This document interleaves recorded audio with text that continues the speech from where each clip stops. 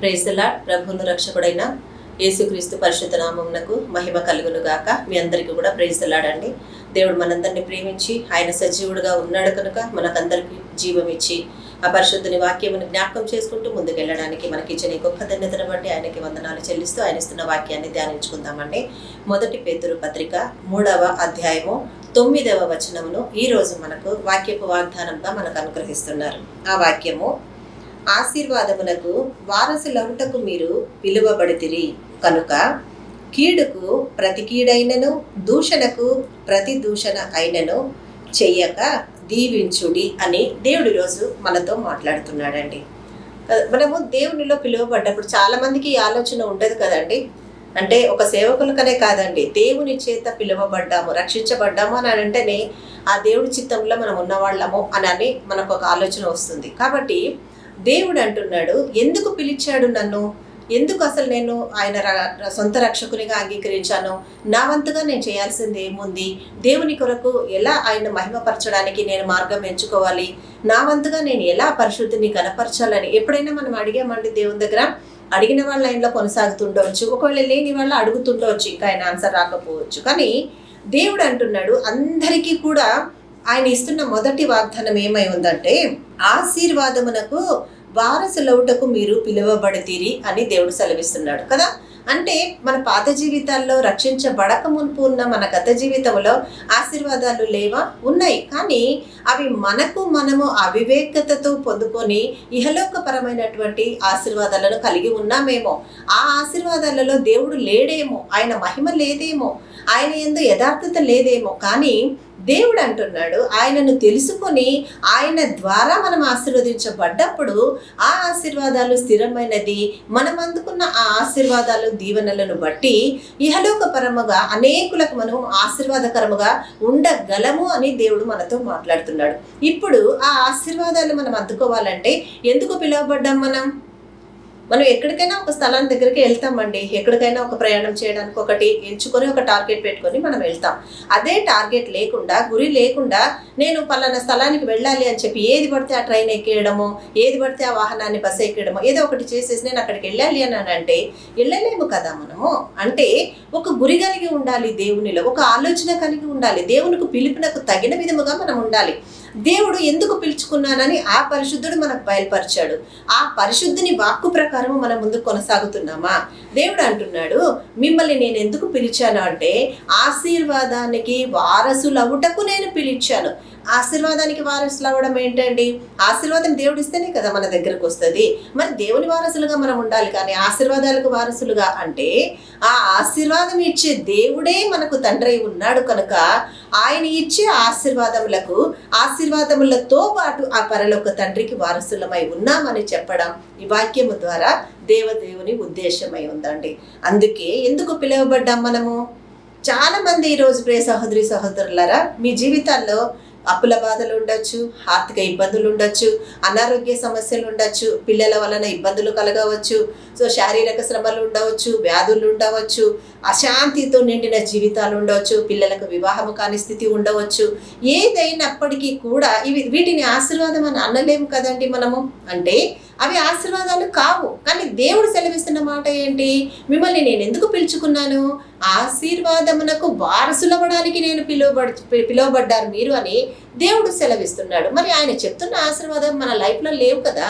అంటే కొంతమంది జీవితాల్లో ఉంది, కొంతమంది జీవితాల్లో లేదు. ఈరోజు ఇంతవరకు కూడా నేను ఎందుకు దేవుని చేత పిలువబడ్డానని తెలియని వాళ్ళతో, తెలిసిన వాళ్లతో దేవుడి వాక్యము ద్వారా మాట్లాడుతున్నాడు. ఎందుకు పిలువబడ్డారు ప్రియ సహోదరుడా సహోదరి మనం అనంటే, దేవుని యొద్దనున్న ఆశీర్వాదములకు వారసులుగా ఉండడానికి దేవుడు మనల్ని పిలుచుకున్నాడు అని దేవుడు మనతో మాట్లాడుతున్నాడు. కాబట్టి ఆ ఆశీర్వాదాలు అందుకోవాలంటే అంత ఈజీగా రావండి. మన దేవుని వాక్యం ఎప్పుడు కూడా నువ్వు ఒక మార్గంలో నడవాలి అని అంటే ఆ మార్గంలో దేవుడు నీ కొరకు ఏర్పరిచిన ఆశీర్వాదాలు నువ్వు అందుకోవాలంటే ఆయన చెప్పిన కొన్ని రూల్స్ అండ్ రెగ్యులేషన్స్ మనకు ఉంటాయండి. వాటి ప్రకారము మనం అనుసరిస్తూ ముందుకెళ్తేనే. అందుకే ద్వితీయోపదేశకాండము 28వ అధ్యాయంలో 1వ వచనంలో ఆయన ఏమంటాడు? ఎవరైతే నా ఆజ్ఞలను అనుసరించి నా మాట విని వాటిని అనుసరించి ఆచరించుదురో వారు భూమి మీద అత్యధికముగా హెచ్చించబడుదురు అని దేవుడు సెలవిచ్చాడు కదా. మరి దేనిని బట్టి వస్తుంది ఆయన ఆ తర్వాత వచనాలన్నీ కూడా ఆశీర్వాదాలే, 14 వచనాల దాకా ఆశీర్వాదాలే పెట్టాడండి. అంటే నువ్వు బయటికి వెళితే ఆశీర్వదించబడతావు, లోనికి వచ్చేటప్పుడు ఆశీర్వదించబడతావు, పొలములో ఆశీర్వదించబడతావు, పట్టణములో ఆశీర్వదించబడతావు, పల్లెలో ఆశీర్వదించబడతావు, నీ ఇంటిలో ఆశీర్వదించబడతావు. ఆశీర్వాదం ఆశీర్వాదం ఆశీర్వాదం, ఇదే చెప్తున్నాడండి దేవుడు. అంటే దేనిని బట్టి వస్తుంది ఆశీర్వాదం? దేవుని మాట విన్నప్పుడు మాత్రమే ఆశీర్వాదం వస్తుంది. సహోదరుడా, ఈరోజు నీతోనే మాట్లాడుతున్నాడు దేవుడు. ఇంత దాకా ఎంత సంపాదించినా, ఎంత సమకూర్చుకుందామన్న ఆలోచన కలిగి ఉన్నా, ఈరోజు నీ సంపాదనను మించినటువంటి అప్పుల్లో కూరుకుపోయి ఉన్నావేమో. నీ సంపాదనను మించిన ఈరోజు నీ సంపాదన చిల్లు సంచిలో వేసినట్టు వ్యర్థమైపోతున్నదేమో. ప్రార్థన చేసుకుంటున్నావు, విశ్వాసము కొరవడిపోయింది, సంపూర్ణంగా దేవుని యందు నమ్మకం లేకుండా మొరపెడుతున్నారేమో. దేవుడు అంటున్నాడు, నా మాటను ఎవరైతే ఆజ్ఞగా విని ఆచరిస్తున్నారో వారు ఏమై ఉన్నారు? నా మాట విన్నప్పుడు మాత్రమే, నా ఆజ్ఞలను అనుసరించినప్పుడు మాత్రమే నేను దీవించేవాడనే ఉన్నానని ఆయన సెలవిస్తున్నాడు కదా. మరి ఆయన చెప్తున్నటువంటి ఆ మాట ఇక్కడికి వచ్చేసరికి దేవుడు ఏమంటున్నాడు? ఆశీర్వాదానికి వారసులవుడకు మీరు పిలువబడతారు. కానీ దేవుడు ఏమంటున్నాడు? కనుక మీరేం చేయాలి? కీడుకు ప్రతి కీడైనను, దూషణకు ప్రతి దూషణ అయినను చెయ్యక దీవించుడి. కీడుకు ప్రతి కీడు. మనుషు స్వభావం ఎలాంటిదండి? ఈరోజు నన్ను ఎవరైనా నొప్పించారు అంటే దానికి నేను రివెంజ్ తీర్చుకోవాలన్న ఆలోచనతోనే నేను ఉంటా. అది నా బ్లడ్లో ఉంది, నా శరీరంలో ఉంది, నా స్వభావంలో ఉంది. అది మనిషి స్వభావం అది. కానీ ఎప్పుడైతే దేవునిలోనికి మనం వచ్చేస్తామో, వాక్యము మీద మనం ఆధారపడతామో, ఆ వాక్యము మనల్ని కడుగుతుండగా మనలోని పాపము, మలినము, దోషాలు సమస్తము కొట్టివేయబడి, ఎప్పుడైతే వాక్యాన్ని ఎక్కువగా ధ్యానించమని దేవుని పాద సన్నిధిలోనికి వెళతామో, నీలో ఉన్న దోషమంతా వెళ్ళిపోయి ఆ వాక్యము నిన్ను స్వాధీనపరచుకొని నిన్ను నడిపించే పరిస్థితులలో నిలబెట్టుకుంటుంది. అప్పుడు నువ్వేం చేయగలవు?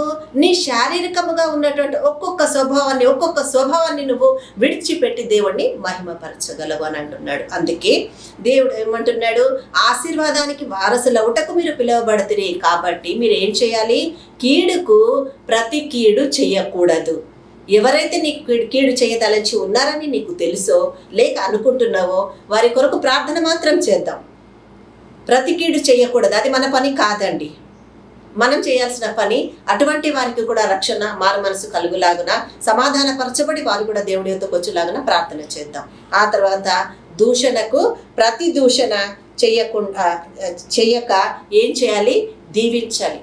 ఈరోజు మనం నోరు తెరిస్తే ఒక్క మాట అంటే 10 మాటలు తిరిగి రిటర్న్ వాళ్ళకి ఇచ్చేదాకా మనము కామ్గా ఉంటామండి. మనము దేవుడు అంటున్నాడు, ప్రతి దూషణ చెయ్యొద్దు, ప్రతి కీడు చెయ్యొద్దు. అప్పుడు మాత్రమే మీరు ఆశీర్వాదానికి వారసులు అవుతారని పిలువబడిన నా వాక్కు ప్రకారం మీరు దీవించబడతారని దేవుడు సెలవిస్తున్నాడు. కాబట్టి ఆయాసాన్ని తొలగిద్దాం, దేవుడు సమాధానాన్ని అందుకొని ముందుకెడదాం. ఇటు కృప ఈ వాక్యము ద్వారా దేవుడు మనకందరికీ అనుగ్రహించి ఆ సర్వోన్నతుడు మాత్రమే మహిమ పొందును గాక. ఆమేన్. ప్రార్థన చేసుకుందామండి. హల్లెలూయా, హల్లెలూయా. స్తోత్రం, స్తోత్రం, స్తోత్రం. ప్రభా రక్షకుడా, నీకు స్తోత్రములు, వందనాలు, స్తుతులు చెల్లిస్తున్నాము. మమ్మల్ని మికిలిగా ప్రేమించి ఆదరించిన గొప్ప దేవా, మంచి వాక్యం ఇచ్చి మమ్మల్ని ఆశీర్వదించారు తండ్రి. ఆశీర్వాదానికి వారసులోటకు మీరు పిలువబడుతున్నారు కనుక కీడుకు ప్రతి కీడైనను, దూషణకు ప్రతి దూషణ అయినను చెయ్యక దీవించుడి అని నీవు సెలవిచ్చిన నీ వాక్కును మేము స్వతంత్రించుకున్నప్పుడు ఆశీర్వాదానికి వారసత్వములో మేము ఉన్నామని మేము కూడా గ్రహించి మిమ్మును మేము మహిమపరచగలము. నా యేసయ్య ఇచ్చిన మంచి వాక్యమును బట్టి మీకే కృతజ్ఞతలు, వందనాలు, స్తుతులు చెల్లిస్తున్నాము నా తండ్రి. అయ్యా 10th ఎగ్జామ్స్ రాస్తున్న బిడ్డలను మీరు జ్ఞాపకం చేసుకున్నాను. ఇంకొద్ది రోజుల్లో స్టేట్ సిలబస్ ఎగ్జామ్స్ కూడా మొదలవబోతున్నాయి తండ్రి. ఆ బిడ్డలను కూడా మీరు ఆశీర్వదించి వారి హస్తాలకు మీ హస్తాలను తోడుగా ఉంచి అయ్యా ఏ బిడ్డ కూడా ఫెయిల్ అవ్వడానికి వీలు లేకుండా జ్ఞానమునిచ్చి వారిని విజయ మార్గంలో నడిపించమని ప్రార్థిస్తున్నాను తండ్రి. రానివ్వన ఇంటర్ ఎగ్జామ్స్లో కూడా మీరు సహాయం చేయండి. బిడ్డల భవిష్యత్తు మీ ద్వారా కట్టబడడానికి సహాయం చేయండి నాయన. వివాహాలు కాని బిడ్డల కొరకు ప్రార్థిస్తుండగా వివాహ ద్వారములను తెరిచి వారిని ఆశీర్వదించండి తండ్రి. అయ్యా నీకు వందనాలు. ఎవరి బిడ్డలను తండ్రి అయ్యా ఇదిగో నీ పాదముల చెంత నీకు నమ్మకము కలిగి జీవించే కృపలో నడిపించమని వేడుకుంటున్నాము నాయన. నీకే స్తోత్రములు. చిన్న బిడ్డలను మీ చేతులకు అప్పగిస్తున్నాం అయ్యా. ఇదిగో తండ్రి రానున్న వేసవి కాలంలో వృద్ధులైన వారిని, చిన్న పిల్లలను మీ హస్తాలకు అప్పగిస్తున్నాం. మీ కంచ కాపుదల మీరు ఎక్కల చాటున వారిని చేర్చుకుని ఆశీర్వదించి మీరే ముందుకు నడిపించమని సర్వోన్నతుడ మీ చేతులకు అప్పగిస్తూ మిమ్మల్ని మాత్రమే కనపరుచుకుంటూ యేసుక్రీస్తు అతి పరిశుద్ధమైన నామమున మా ఈ ప్రార్థన మీ ఆశీర్వాదముగా మేమందరము కూడా అడిగి పొంది ఉన్నాము మా తండ్రి. ఆమేన్ ఆమేన్ ఆమేన్ హల్లెలూయా. అందరికీ ప్రైజ్లాడండి. ఈ వాక్యం ద్వారా మీరు ఆశీర్వదించబడుతున్నాము, దినదినము ఆయనకు సమీపంగా జీవించగలుగుతున్నామని మీరు ఆశీర్వదించబడితే దయచేసి ఈ వాక్యాన్ని ఇంకా అనేకులకు షేర్ చేయండి. ఈ ఛానల్ని సబ్స్క్రైబ్ చేసుకోవడానికి వారిని కూడా ప్రేరేపించండి. అందరికీ ప్రైజ్లాడు. నన్ను నూతన సృష్టిగా చేసి నీ పాత్రగా నన్ను మలచి